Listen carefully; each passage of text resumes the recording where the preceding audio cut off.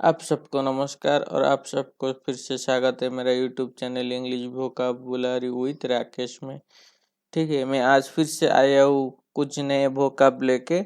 तो इस वीडियो का मोटिव यही है कि आपको हमें हर कोई भी एग्जाम के लिए जिसमें वोकाबुलरी सिनोनिम एंटोनिम आता है उसी एग्जाम के लिए आपको प्रिपेयर करवाऊँ और आपका जो इंग्लिश को समझने की जो तरीके को और भी अच्छा करूँ। ठीक है, मतलब वोकाबुलरी से आपका इंग्लिश समझना और भी आसान हो जाएगा।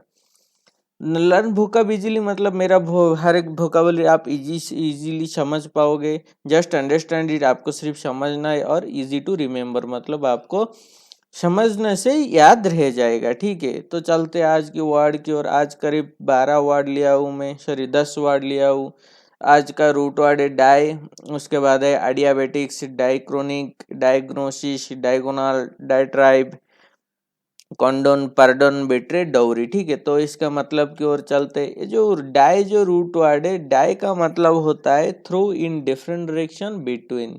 थ्रू इन डिफरेंट डायरेक्शन और बिटवीन का मतलब क्या है ना, के माध्यम से, के बीच।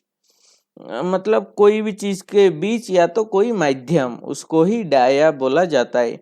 डाया का मतलब word forming element meaning through in different direction between, also often merely intensive, thoroughly, entirely. इसका मतलब थ्रोली भी होता है, एंटायरली भी होता है। From Greek dia, through, throughout और प्रोबाबली, और ग्रीक वर्ड के हिसाब से, ग्रीक रूट्स के मीनिंग से इसका मतलब होता है थ्रो आउट और प्रोबाबली होता है। ठीक है, और इस ग्रीक रूट वर्ड से कुछ वर्ड बनाए। देखिए आइडियाबेटिक्स, पहला वर्ड लिया हो आइडियाबेटिक्स। आइडियाबेटिक्स का मतलब स्थिर ऊष्मा और समूष्मा, और जिसकी ऊष्मा घटे बढ़े नहीं, जो भी एक रिएक्शन या कोई भी चीज जिसका ऊष्मा मतलब टेम्परेचर ना घटता है ना बढ़ता है, उसे ही बोला जाता है आइडियाबेटिक्स।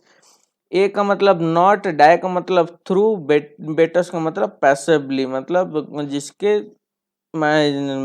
माध्यम से और जिसके रास्ते से कुछ जाता आता नहीं हो उसे ही आइडियाबेटिक्स बोला जाता है। जो आइडियाबेटिक्स जो मतलब है इसका, अगर रूट वर्ड से देखें तो नॉट थ्रू पैसिवली होता है, लेकिन केमिस्ट्री की सेंस से, टेम्परेचर की थर्मोडायनेमिक्स की सेंस से इसका मतलब होता है जिसके माध्यम से टेम्परेचर का आना जाना ना हो तो उसे आइडियाबेटिक्स बोला जाता है। ऑकरिंग विदाउट लॉस और गेन ऑफ हीट, उसे जिस कोई भी काम होता है लॉस और मतलब हीट का लॉस और गेन होके उसे ही बोला जाता है आइडियाबेटिक। विदाउट ट्रांसफरेंसी और इम्पॉसिबल, मतलब कोई भी चीज आर पार नहीं हो सकता, उसे ही बोला जाता है adiabatics. Adiabatic cooling and heating are phenomenon of rising और डिक्रीजिंग एयर और एयर टेम्परेचर।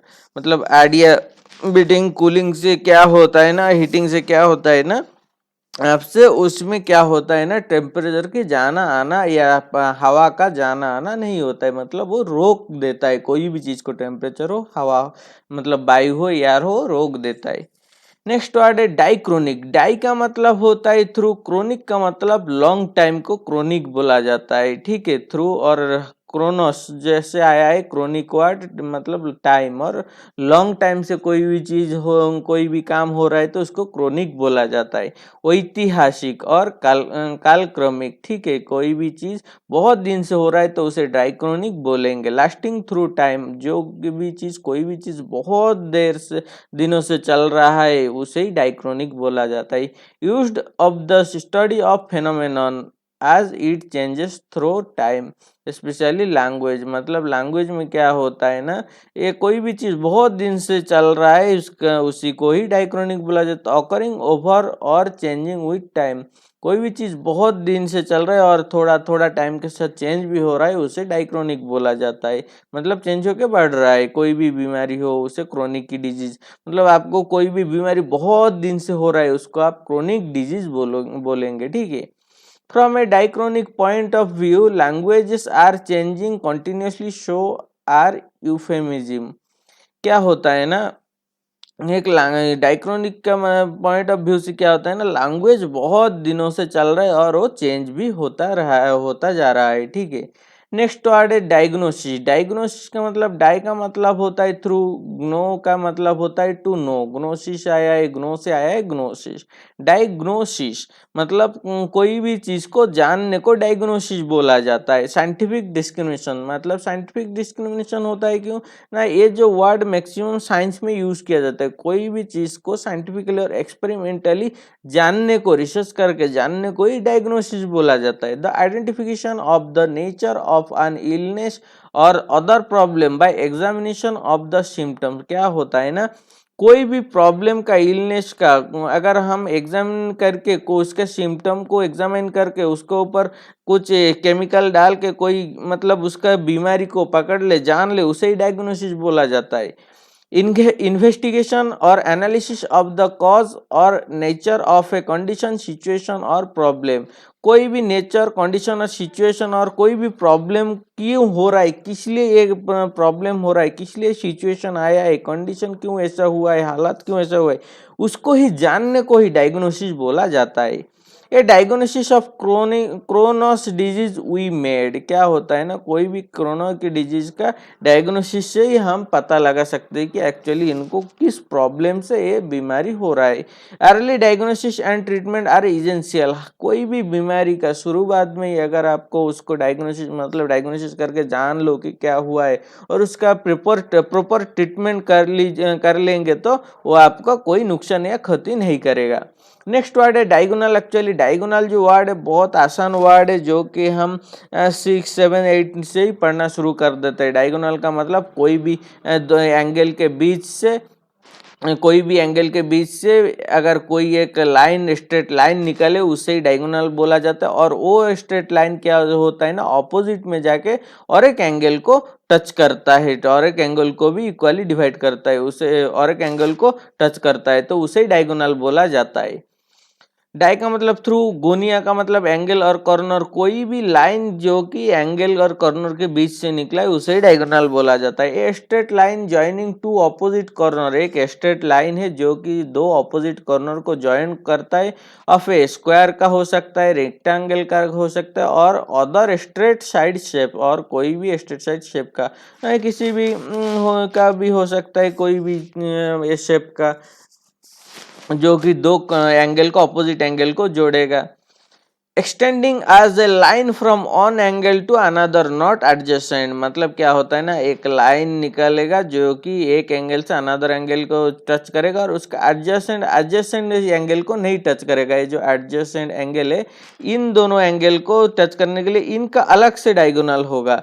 ऐसा एक डायगोनल को हम ये सी और डी का डायगोनल बोलेंगे, लेकिन ये जो ऑपोजिट एंगल को टच किया है उसको सेकंड डायगोनल बोला जाता है। ठीक है, दो डायगोनल होता है, एक स्क्वायर का और रेक्टेंगल का।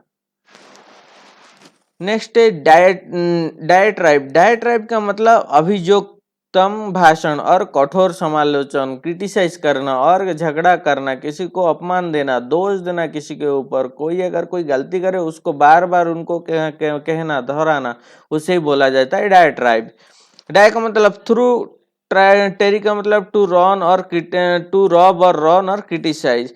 कंटिन्यूड डिस्करेज मतलब किसी को कंटिन्यू डिस्करेज करने को ही डायट्राइब बोला जाता है। मतलब वर्बल एक्सचेंज, मतलब उनका सामने उनका कोई भी काम को क्रिटिसाइज करना, वर्बल एक्सचेंज करने को ही डायट्राइब बोला जाता है। एंड एब्यूसिव, बीटर, अटैक और क्रिटिसिज्म मतलब कोई भी अब्यूसिव भाषा में कुछ बोलना, बीटर बोलना और अटैक करना, उनको लैंग्वेज से, शब्द का बार करना को ही डायट्राइब बोला जाता है, और क्रिटिसिज्म करना। ये लॉन्ग एंग्री स्पीच और स्कोल्डिंग, अगर कोई कुछ गलती कर दे तो आप सीनियर होने के नाते आप उनको बहुत देर तक बहुत खोरी खाटी सुनाते हो, तो उसे ही डायट्राइब बोला जाता है। The man's diatribe brought shame and embarrass to his family. मतलब क्या हुआ ना, एक बंदे को बहुत क्रिटिसाइज किया जा रहा है, तो वो क्या होता है, उनके लिए और उनका फैमिली के लिए शर्मसार होता है, शर्मदायक होता है। ठीक है। The presidential candidate made a diatribe against the opposing party। क्या होता है ना, जब कोई भी एक बंदा इलेक्शन में खड़े हो जाता है, यहाँ पे तो प्रेसिडेंशियल इलेक्शन की बात कर रहे हैं, कोई भी इलेक्शन में क्या होता है ना, कोई भी नेता क्या जब एक पार्टी के तरफ से स्टैंड करते तो दूसरा पार्टी वाले को बहुत क्रिटिसाइज करते हैं। तो उसे उसी जो क्रिटिसाइज क्रिटिसाइज का मतलब क्या होता है ना, भला बुरा उनका बारे में, भला तो नहीं बहुत बुरा कहने को ही डाइट्राइब बोला जाता है, क्रिटिसाइज बोला जाता है। नेक्स्ट आ जाए कॉन्डोन। कॉन्डोन का मतलब, कॉन का मतलब टुगेदर, डू का मतलब टू गिव, मतलब किसी को कुछ देना छोड़ देना, किसी को देना छोड़ देना। कॉन्डोन का मतलब यहाँ पे होता है किसी को माफ करना होता है, माफ करना, मिलाप करना। मतलब मिलाप करना क्यों आया है ना, किसी के साथ दोस्ती करना का, उनका सारा गलती भूल के और छोड़ देना, उनका कोई भी गलती को ना पकड़ के छोड़ देना, उन्हें कंडोन बोला जाता है, मतलब माफ करना, क्षमा करना। टू फॉरगिव और पार्डन, पार्डन का मतलब भी क्षमा करना होता है, माफ करना होता है, जो कि मैं नेक्स्ट वर्ड इसका नेक्स्ट कंडोन का नेक्स्ट वर्ड पार्डन होता है, और कंडोन और पार्डन सिनोनिमी होता है। टू रिग्रेट और ट्रीट समथिंग बैड और ब्लेम औरते एज एक्सेप्टेबल, मतलब कोई भी बंदा कुछ गलती करे फिर भी उसे एक्सेप्ट कर लेते हो, फॉरगिवेबल मतलब उसको माफ कर दो, और हार्मलेस उनको छोड़ देते हो, नुकसान नहीं करते हो, तो उसे ही कंडोन बोला जाता है। एग्जाम्पल देखिए, he is too quick to condone his friends faults, क्या होता है ना, वो बहुत शीघ्र उसका उनके दोस्त का गलती को माफ कर देते हैं। मतलब कोई भी बंदा उनका दोस्त का गलती को बार बार माफ कर दे, जल्दी ही माफ कर दे, उसे ही कंडोन बोला जाता है, मतलब माफी देना।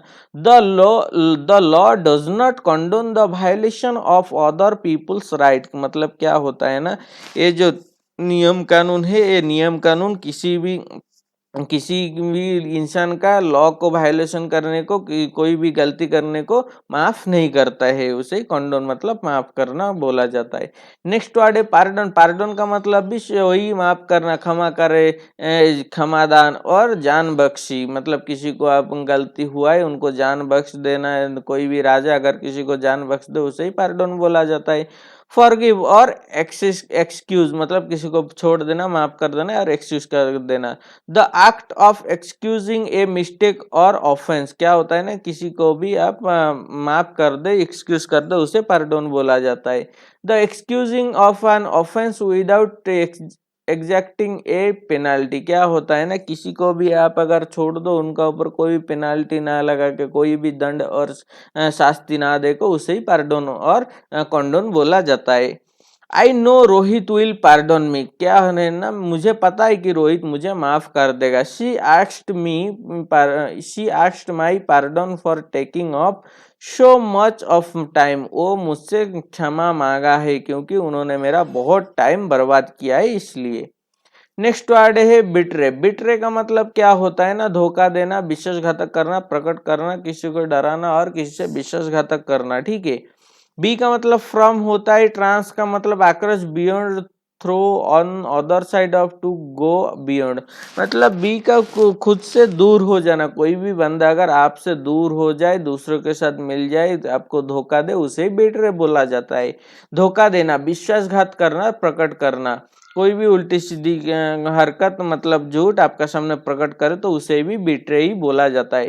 Proof false, violate by unfaithfulness, मतलब क्या होता है ना, वो आपका सामने गलती को सही में, आपको गलती को सही बोल के बताए, और वायलेट बाय अनफेथफुलनेस, आपको उल्टी सीधी बात बोल के वायलेट कर दे।